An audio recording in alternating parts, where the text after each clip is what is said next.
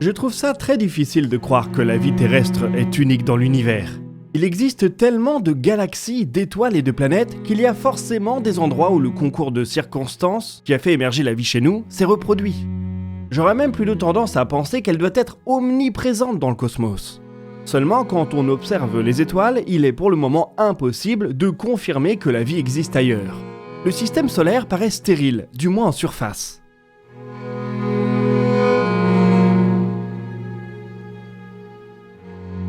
Les exoplanètes sont trop difficiles à analyser du fait de leur distance, et on n'a jamais capté de signal radio qui pourrait passer pour une invitation à la rencontre. Du point de vue de l'humanité en 2025, la Voie lactée et l'univers tout entier sont un désert inanimé. Mais observe-t-on vraiment l'absence de vie, ou est-on limité tout simplement par nos méthodes et nos technologies ? Rien que dans le système solaire, les endroits où on soupçonne le plus la vie d'avoir une chance d'apparaître sont inaccessibles. Les océans enfouis d'Europe ou d'Encelade se trouvent en effet sous des kilomètres de glace. On serait donc tenté de se dire que ce n'est qu'une question de temps. Quand on parviendra à forer la croûte des lunes océans, à voler dans l'atmosphère de Vénus ou à analyser en détail l'atmosphère d'exoplanètes rocheuses, la vie finira par se révéler. Elle ne sera peut-être pas intelligente, peut-être pas des plus intéressantes, mais elle sera là. Quand est-ce que cela sera possible ? De notre vivant, j'espère, peut-être dans 10, 20 ou 50 ans. À moins que la découverte n'ait déjà eu lieu. Depuis quelques années, les exobiologistes évoquent régulièrement une planète, K2-18b.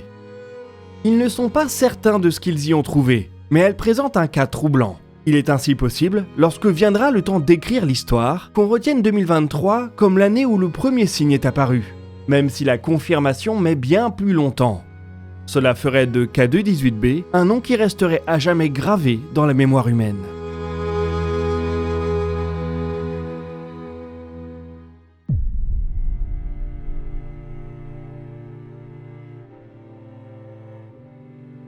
K2-18b n'est pas un nom qui fait rêver. Comme la plupart des exoplanètes, elle a été nommée en grande partie d'après l'instrument qui l'a découvert, à savoir le télescope américain Kepler. Cela explique le K. Le 2 vient du fait qu'il s'agisse de la deuxième partie de mission de l'observatoire. Le 18 vient chiffrer l'ordre de découverte et le B nous signale que c'est la première exoplanète découverte autour de l'étoile du même nom. K2-18b a donc été découverte en 2015. C'est une planète assez grande qu'on peut classer en tant que mini-Neptune. Elle est plus grande que la Terre et plus petite que Neptune, c'est donc un type de planète qu'on ne connaît pas dans le système solaire. Elle gravite autour d'une naine rouge, laquelle se trouve à 124 années-lumière de nous. À l'échelle de l'univers et même de la Voie lactée, elle est donc juste à côté.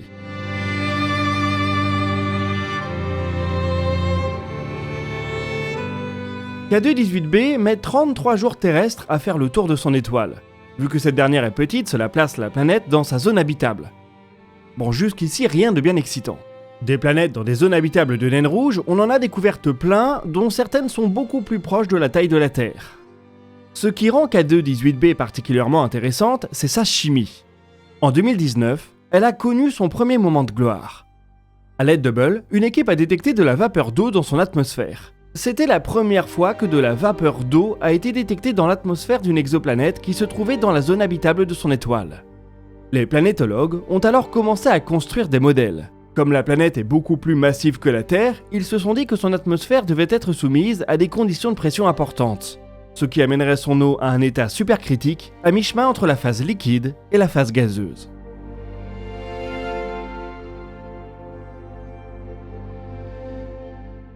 Une eau supercritique, ce n'est pas compatible avec la vie telle qu'on la connaît. K2-18b est donc restée une planète intéressante, mais pas au point de devoir rentrer dans les livres d'histoire. Le chapitre suivant et un renouveau d'excitation a eu lieu en 2023 lorsque James Webb a pu profiter d'une poignée de transit pour faire une analyse de la chimie de son atmosphère. Ce qui a permis de détecter deux autres gaz, du dioxyde de carbone et du méthane. Cela a permis de faire évoluer les modèles de climat de la planète vers une nouvelle hypothèse. Elle pourrait être une planète océan.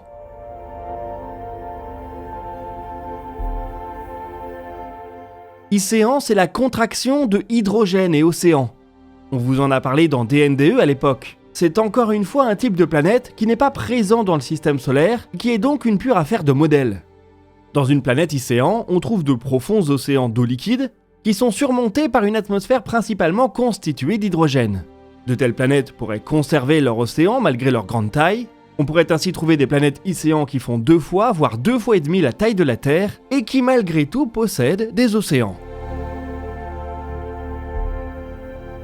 Les planètes Icéans pourraient même être plus habitables que les planètes de type terrestre. Elles pourraient notamment supporter des conditions d'ensoleillement plus variées, et donc une zone habitable plus grande. On pense qu'elles existent essentiellement autour de naines rouges, et les naines rouges sont les étoiles les plus communes de l'univers. Elles représentent presque 3 étoiles sur 4. Il est donc possible que l'univers soit rempli de planètes Icéans, et donc d'océans profonds propices à la vie. Si les planètes Icéans existent bel et bien, et que K2-18b en est une, alors elles ont une chance d'abriter une vie exclusivement maritime. Ces planètes ne peuvent pas avoir de terre émergée. Il y a donc peut-être dans le profond océan de K2-18b des populations de plancton, voire de simili-crevettes et de proto-dauphins.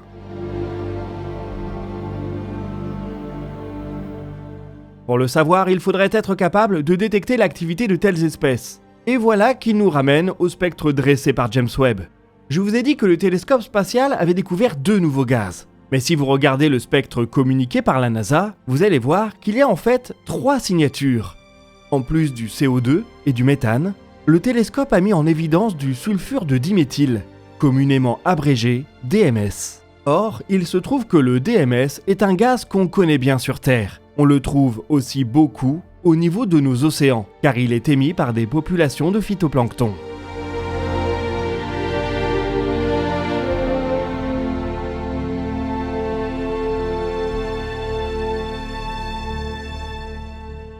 Je pense que vous commencez maintenant à comprendre pourquoi K2-18b est une planète si particulière. Elle a de bonnes chances de posséder un océan, et on trouve dans son atmosphère un gaz qui est, sur Terre, lié à la vie maritime. C'est ainsi que certains chercheurs en viennent même à dire qu'on a peut-être enfin trouvé une preuve de vie.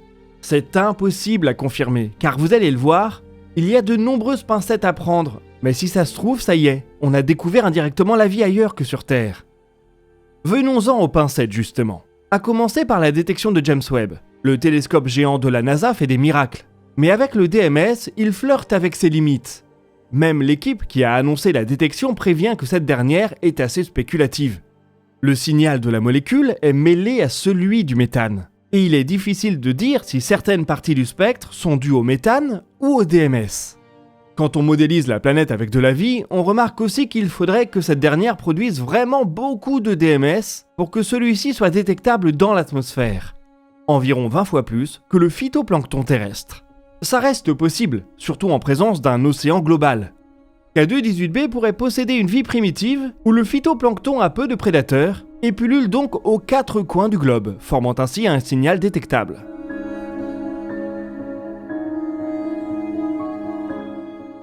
L'autre option, c'est qu'on a confondu une partie de la signature du méthane avec du DMS, peut-être par excès d'excitation.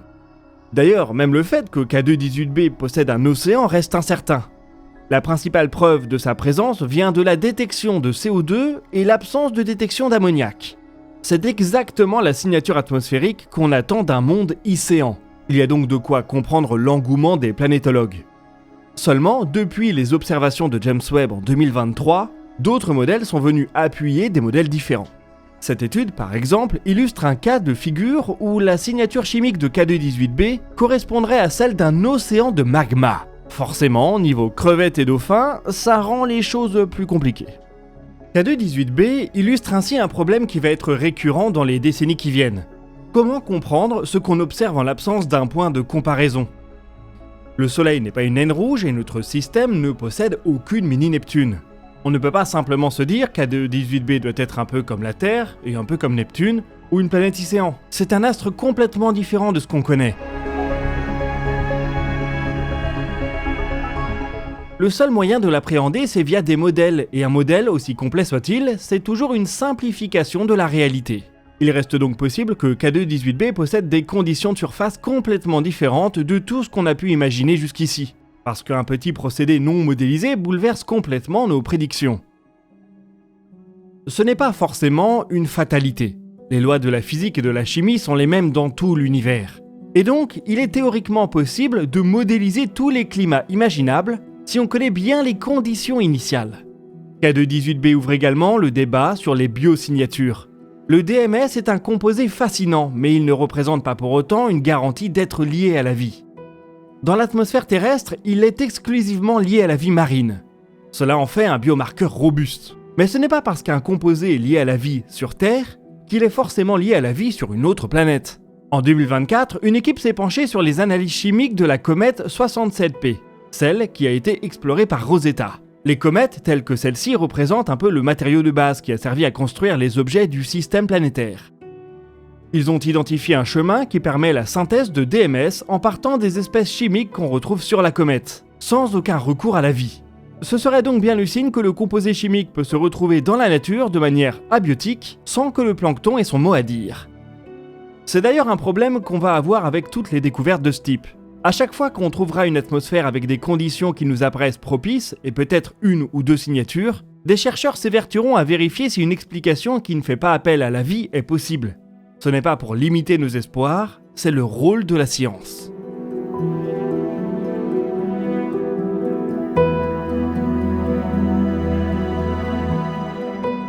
Le jour où planétologues et exobiologistes seront prêts à annoncer au monde qu'ils pensent avoir découvert la vie, c'est donc qu'ils seront sûrs d'eux.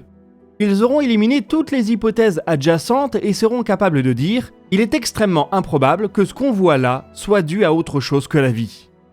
Cela veut aussi dire que le nom de la planète sera probablement connu bien avant l'annonce. Il y aura probablement des années, voire des décennies de débats, de nouvelles observations, de modèles et de contre-modèles. En fait, ça pourrait être le début de cette recherche qu'on observe avec K2-18b. La planète a encore toutes ses chances d'être celle qui entrera dans les livres d'histoire. Mais pour y parvenir, il faut encore qu'elle se laisse examiner. Ça tombe bien puisque c'est au menu. Les programmes d'observation de James Webb, GO 2722 et GO 2372, ont observé ou vont observer de nouveaux transits de la planète, notamment en mettant plus d'instruments du télescope à contribution, pour obtenir une partie plus large du spectre. Ces observations visent dans un premier temps à confirmer les signatures chimiques relevées en 2023, surtout la présence de CO2 et l'absence d'ammoniac. Les abondances relatives et d'éventuelles nouvelles traces pourront déjà aider à déterminer si K2-18b est une planète océan ou une planète magma, voire une planète d'un autre type encore.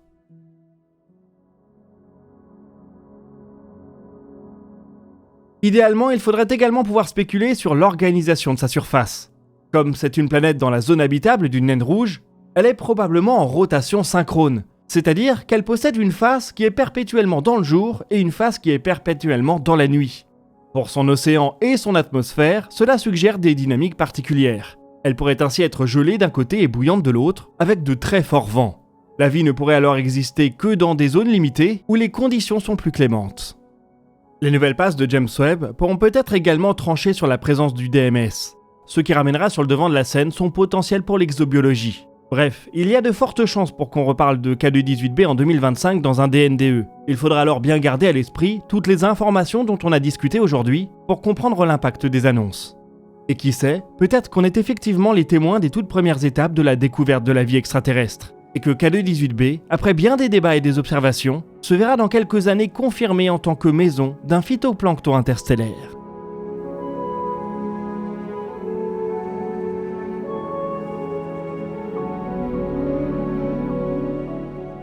Et voilà qu'on arrive au bout de cette vidéo. Je vous invite à partager vos questions et vos remarques dans les commentaires. Nous y répondrons dans un prochain format. Vous pouvez consulter la description pour retrouver nos sources et nos réseaux sociaux. Quant à nous, on se donne rendez-vous la semaine prochaine pour un nouveau DNDE. Et d'ici là, citoyennes, citoyens, portez-vous bien.